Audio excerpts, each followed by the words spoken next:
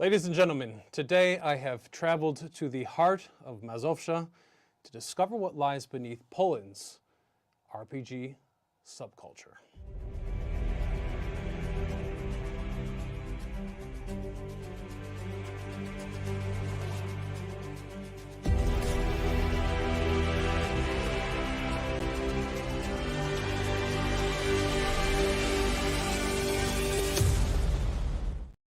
And with me is the legend, Whoa! Baniak.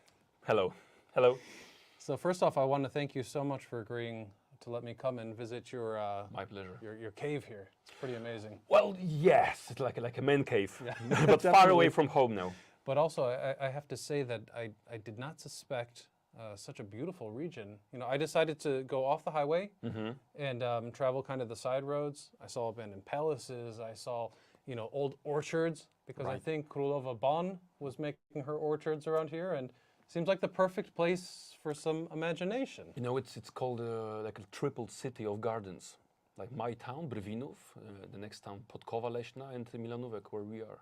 Incredible. So the Yeah, history very runs deep here. Oh, yeah. Do you think that that in any way influenced your kind of perception as an imaginative person, someone who can get into fantasy? You know, for sure, because it's very quiet here and a lot of greenery. So it lets you focus on what's relevant, your imagination, and try to discover other worlds. So I want to put a little emphasis that the role-playing subculture is not like a super wide phenomenon. It's not something that everyone in the mainstream would necessarily know, but those who are within the subculture are extremely, extremely passionate about it. And although Michael's quite humble, he's kind of at the top of that castle. But just to clarify things for our viewers, what is RPG culture? What is role-playing? Yeah, because it shouldn't be mistaken with role-playing games on PC, on the computer, because we deal with imaginary games, narrative games, or role-playing games at the table. So we don't use computers to communicate with each other. It's real life. Or like play with pads or joysticks. Are you guys against computers? Oh, no, of course not. But we prefer face-to-face gaming, meeting in real life. It's something you cannot substitute with online gaming. Sure. So you're like the Amish of gamers. No one has. I haven't heard that one. It's great. It's a great comparison.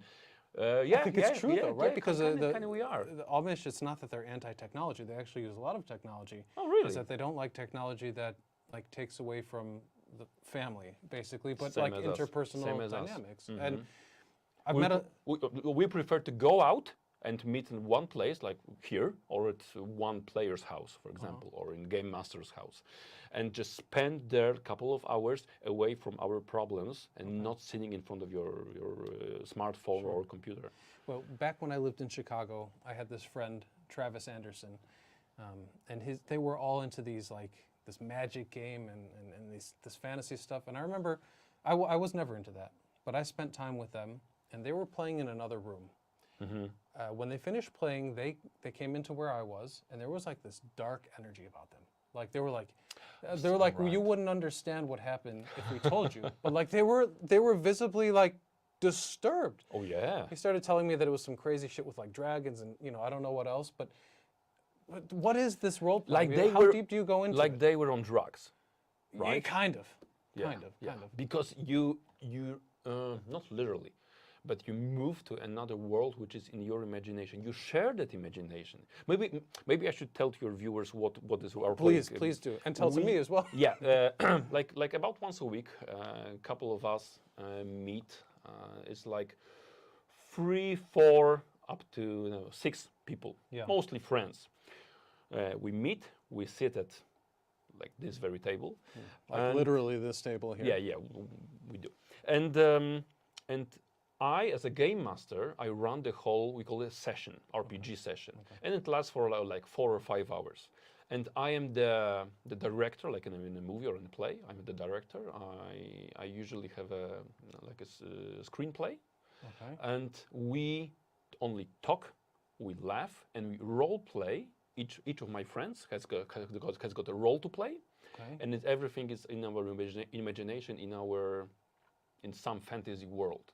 So we only use our words to describe what their characters, each one has a character, what their characters are doing, and how the rest of the world, some non-playable characters and NPCs as we call them, how do they react on their actions, and how the world reacts to their actions, and I'm also asking, how do you react to the world's actions? Sure. I'm going to give you an example later, so Okay. let's But I stop there. think I get it. But the key thing here is that you have to have a real imagination. Well, for everybody what's has unfolding. imagination. I agree. Everybody has it. So, driving here, I talked about the mysterious side of this part of Mazovsha where we are, but there's another side to that coin, right? Because this is an area where I think people maybe are a little more practical with their life professions and maybe even their hobbies. My point is that this is the last place I could imagine to be the epicenter of something like RPG. I mean, if you had to put a number on role players, Not epicenter, okay. if you had to put a number on role players, In Poland. how many do you think there are? Yeah. If you could gather people here, that's my point. Right. There have been estimates in the 90s, I think, when I started playing, but they were very low. It was about 10 to 20,000. One professor said about 50, but everybody thought he's probably not right. But nowadays, according to my subscribers, my viewers, how many people attend to the world, Europe's the biggest, not Comic-Con, PyrCon convention, fantasy convention. I would say there are about like 100,000 for sure. Okay. Gamers, It's role-playing gamers. It's certainly like a small group, but it's a big. It's getting small bigger. Group. I tried to get it bigger for the last 10 years. I've been trying to do that. It's beautiful that you guys aren't doing this on phone. I think actually it's really needed in today's world. I think so too. And for that reason, I could definitely encourage it. But tell me, do you ever attract gamers that are like, I don't know, unstable or maybe take it a little bit too seriously? Have you ever encountered that? That's why I sometimes say that role-playing games aren't for everybody. Because sometimes there are people, you come upon people who, as you said, take it too seriously. Because what happens, like in Vegas, what happens in Vegas stays in Vegas. Okay. And we say what happens at the table stays at the table. Nice. Don't move your emotions outside of the gaming room. Yeah. But there are some people who can get that. I can give you an example, okay? I was playing with a couple of my friends, and he was dating her, and she was dating him. But they weren't playing a couple in this imaginary world. And some other guy was trying to hit on the girl. His character was trying to hit on her characters. I could see why that would be a problem. But it was perfectly fine. I was playing with my wife as well, and this guy's character was hitting on my wife's character. Okay. But me and my wife play a lot, and we get it, right? It's only fun. Yeah. But this one person didn't get it, and I'm sorry, but I think I had to stop playing with you. Maybe his wife was into playing these games more than he was. Maybe he was just being supportive, like yeah, I'll go along, and Well, he moved the jealousy. He brought the jealousy, and he moved the jealousy outside. Sure. There were problems between those players and within this couple. So, no. That's interesting, though. I mean, I can appreciate both sides of that situation. Right. In a right, way. Of course. So I don't know if I would belong at this table. Because so that's why there are rules. There are rules to playing, right? Yeah. So try to have fun, right? Yeah. And if you don't like it, if that's your trigger, you don't want your wife's, your girlfriend's character to be admired by other characters, just say it, Okay. right? Just say it, and everything's gonna be all right. So how do you attract people to come here to play? Oh well, I don't. Okay. You play with the same people all the time, or? Mostly yes, because my viewers like to watch us. There's a very strong synergy between all of guys. Yeah. We know each other. I've been playing with one of my friends for 23 years, and Wow. The least I have played with two of them for 11 years, at least. Okay. So we know each other, as we say in Poland, as bold horses, jak łyse konie. What was your introduction to this form of gaming? When I started? Yeah. And how? How did you find it? Because I've heard about it. There was this TV series called Dungeons and Dragons. Dungeons and Dragons RPG started in the US in the 74, I think, if I'm not mistaken. It's 1974 as Dungeons and Dragons, the role-playing game. And there was a TV series, animated TV series, and I thought, there's something different about this plot.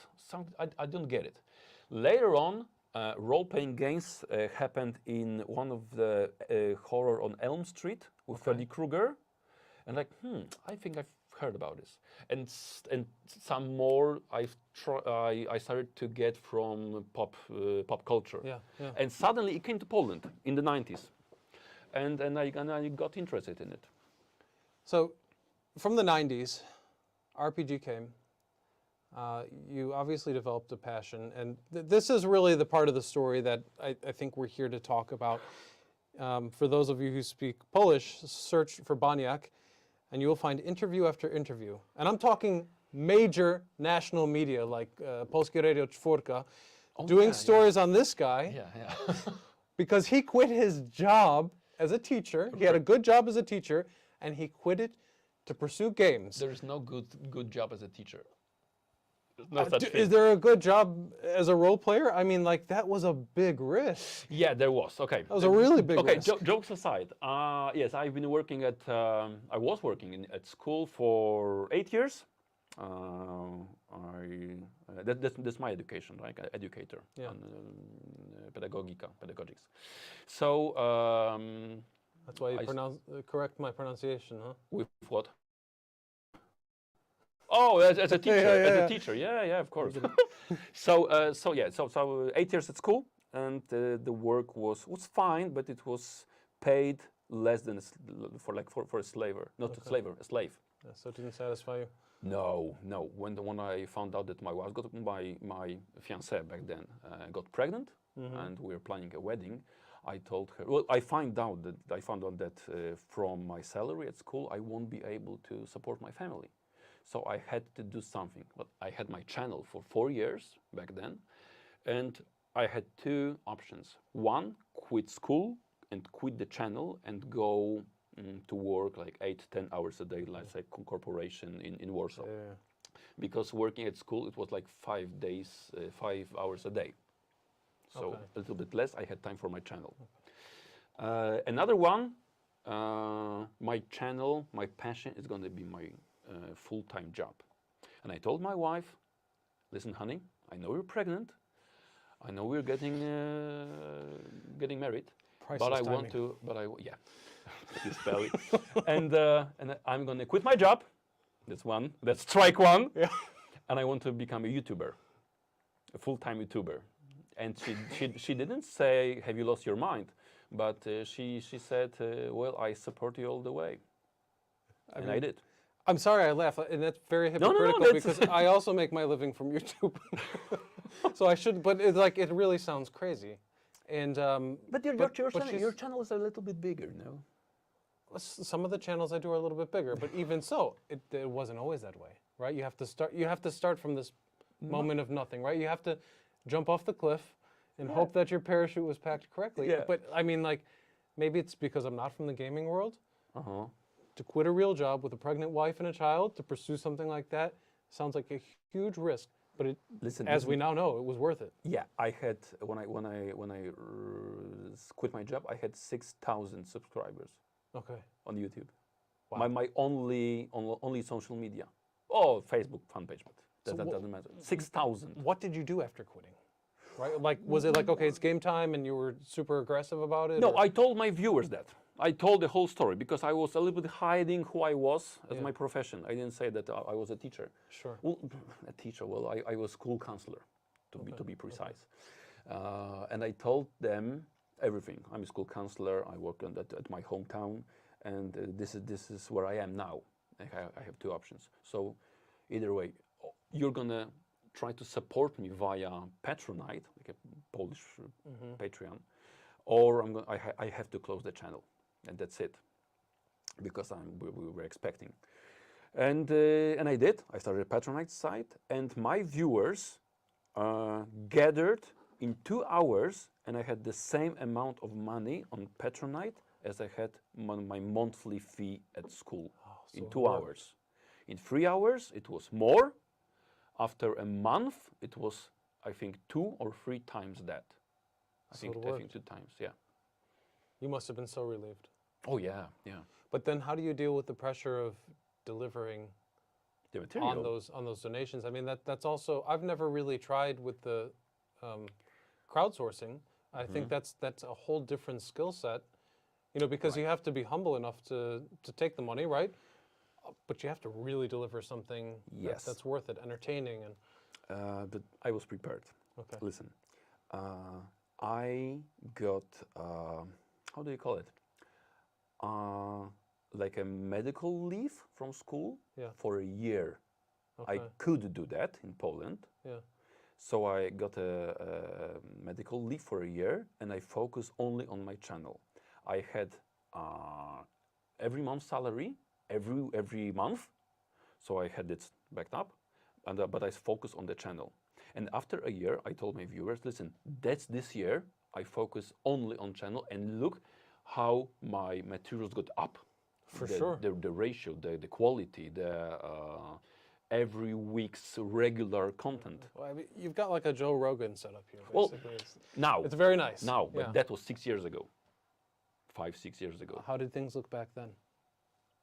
What, I mean, like with your those setup. technology. Yeah. Well, it was my basement. Okay. I had the same table. I have it still, and we had. I didn't have cameras because, as a teacher, I had no money. So we used our smartphones, and we put them in coffee mugs, in pieces of toilet paper. We cut holes, and we had our phones, camera phones, just on the table, and that's it. On a lousy laptop with a lousy microphone with lousy cameras. Yeah. People don't really realize, and I'm sure a lot of your viewers don't realize just what it takes to monetize a passion, because and I don't know if you've experienced this, but I'm quite passionate about creation. It could be video, it could be music, but then when you have the pressure of supporting a family with it, it becomes something completely different, and sometimes, quite honestly, it can be a little bit miserable. My daughter even noticed when I was forcing her to practice with drawing to get into art school. She was like, you know, Daddy, it's actually terrible when someone forces you to be creative. Yes. So in a sense, you're forced to role play. I mean, I'm sure you would do it anyways, but like, is that ever hard for you? No, but you know what is hard? Taking me away from role playing. Interesting. Because I run a business now. Yeah.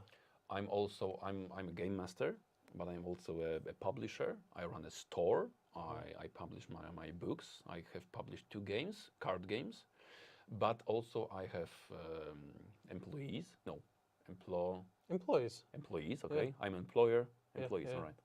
I have my employees, so a lot of contracts, a lot of invoices. Sure. That thing keeps me away from role playing, and that's what hurts. Okay. That I can't role play more. That's a very good point.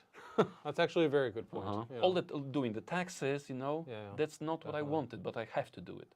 Definitely. Well, you also manufacture different like dice, and you were showing me some Yeah, of the yeah, these gadgets are here. not mine, but yeah, I do. So can you give me a little example? Like maybe we'll do a mini role play. Of course, we have to. Okay. Now we have to.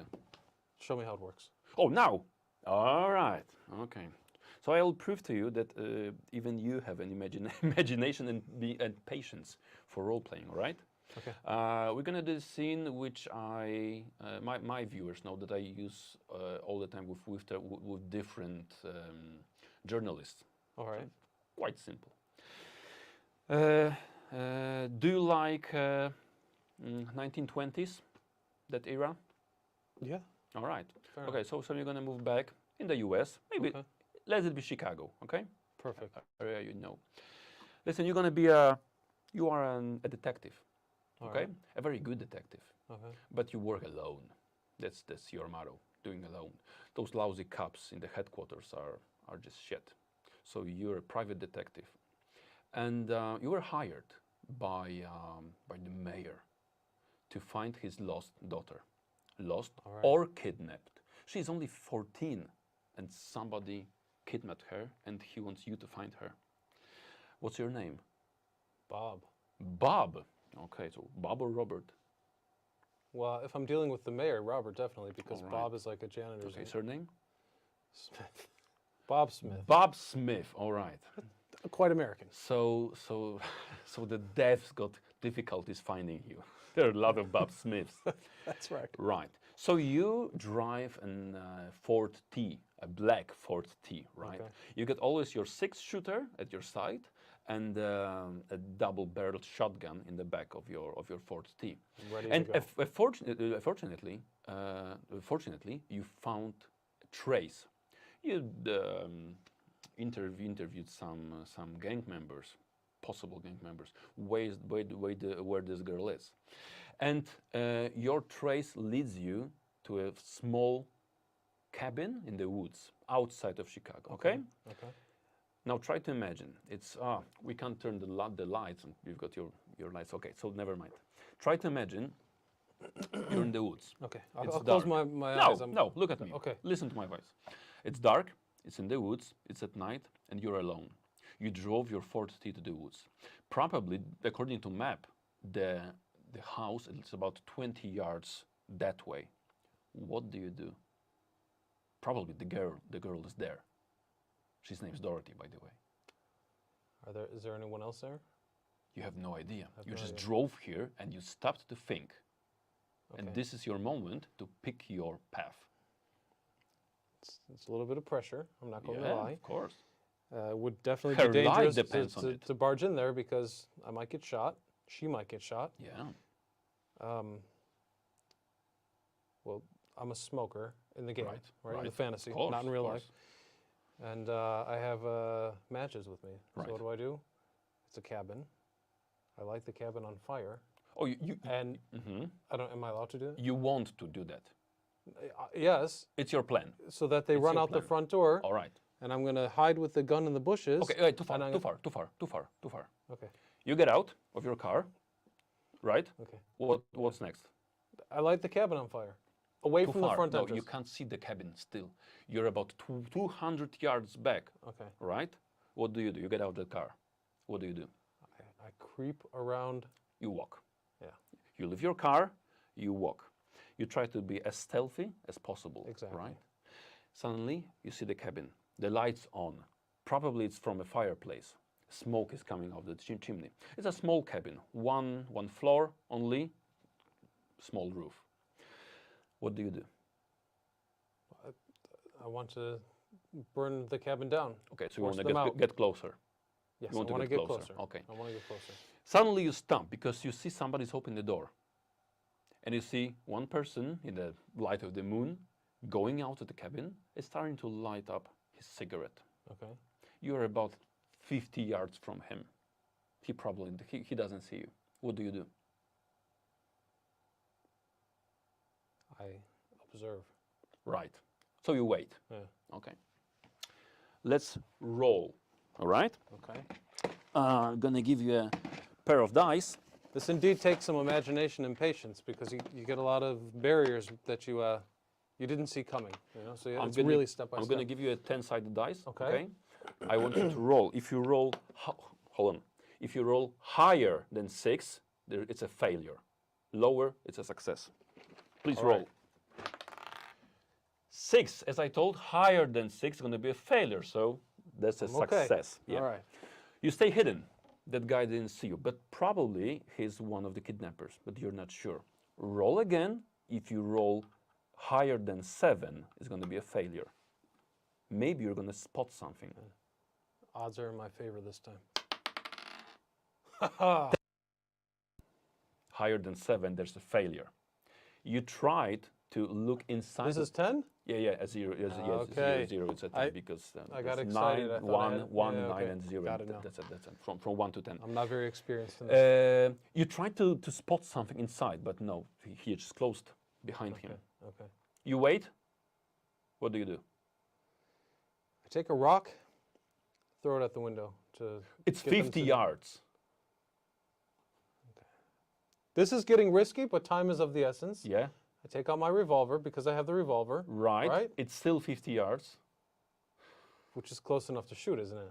From a revolver, it's possible. Yeah. It's hard. Okay, but they're going to hear the shot. I want to Your see. call. I want to see what's going on there. Right. Right. You want to shot him? No, I shoot the gun so that they come investigate. Oh, high up. Yeah. Okay. So you shot. This guy looks around, puts out his cigarette, and screams, "Pop!" And the other guy comes out with a double-barreled shotgun. They're screaming, "Who's that?" What do? I shoot the gun again. Just high up. Yeah. Not at them. No, because I don't know if those are the kidnappers, and I don't want to go to jail myself shooting the wrong Right. guy. Now the door is open. I'm going to lower the risk. If you roll 1, 2, 3, 4. No, sorry. 9 or 10 is a failure. Roll. 8. It's a success. You spot. You see the girl. She is tied up inside the house, lying on the bed behind them. What do you do? Is my shotgun with me or in the car? You left it. You didn't say that you bring it. I head back for the shotgun. Right. I'm going to roll if they're going to spot you because you shot twice. Probably they know the direction. You know where something's you're going at. on. It's a 4. It's quite low. Somebody's there. Do you run or do you stop? I run. Okay. And they run after you. At least one of them. If you roll 6 or higher, you're going to outrun them. 4 or higher? 6 or, 6 or higher. No, 6 higher, there's going to be a failure. 6 and lower. Honestly, I want this to work out. Yeah, I know you do. Shit. 8, no. The moment your car at your trunk, you open it, you get the shotgun, and you see that you haven't loaded it. And that's when one of the kidnappers just has you. Drop it. Drop it or I'll shoot. All right, do I you drop do? it. I drop it. All right. You see how it's going? Yeah, yeah, yeah. No, that's fun. This can take like 5 hours. Yeah. And imagine the same thing if you had backup. Your friend behind the tree, your 2 friends, policemen, walking around the house and getting them, handcuffs or shooting them, and them lighting the fire on the cabin. I'll tell you this, Michael, just kind of in conclusion to what I've learned today, your story. It's a brilliant thing that you're able to take people out of their cell phones and put them into their true imagination with their friends. And I don't know that I would have the time to, come and do this every week, unfortunately, but I can completely appreciate what it's all about. You would love it, Yeah, really. yeah. It's very addictive. I could imagine, because now I'm Unfortunately. still thinking about this scenario. Yeah. What do you say we end this stream Right. and then do a couple of more? Oh yeah, you liked it. Yeah, You liked let's it. do it. You Thank liked you it. so much for joining you. me. Baniak, everyone. Thank you. Thumbs up for him and check him out on YouTube.